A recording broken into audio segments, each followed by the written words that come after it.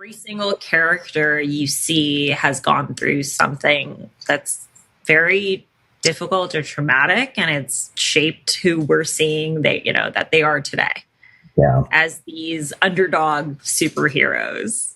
Not at all what you would expect a superhero to be. Right. But maybe it's the superheroes we need at this. Absolutely. Because it feels real, right? Like they're approachable because they're flawed.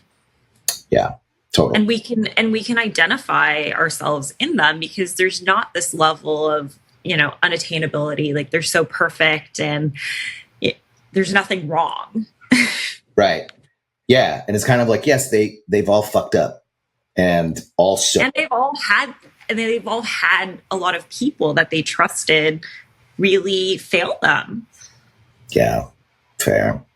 And hurt them. And so, hurt people. And you really see that. How much did it feel like as you were watching each character? Were you like, I don't know, assessing real world scenarios? Like this is that, this is this. Yeah. I mean, I honestly had a pretty much immediate empathy for all of them. So I think the movie did a really good job with that. Yeah. Because nothing was clear in terms of what these characters had been through. And then when you got to see their storylines, I mean, each one from Yelena and her guilt with her sister's death, the Black Widow, and then we later find out, obviously that she wants revenge for her sister's death. And then we have even John Walker, who's saying like, oh, he has a great life and everything's fine. We later find out that actually his wife left him and took their child. And so they all are dealing with so much pain. Yeah. And that's making them really isolate themselves and unfortunately not trust any of the other characters, especially in the beginning. I mean, they are set out to essentially like destroy each other in this first mission until they figure out that they're all going to be killed unless they band together and try to escape. So that was immediately them sort of figuring out like, okay, we have to depend on each other. Yeah, fair.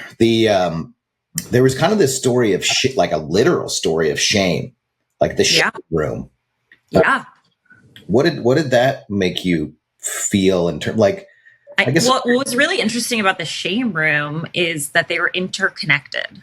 And so each character had to essentially go through all these different shame rooms that led to basically their current feelings of emptiness and this void that we later learn about. And you really see just how deep and dark their suffering is in these physical shame rooms, which clearly just depicted how awful the things were that happened to them. I don't know.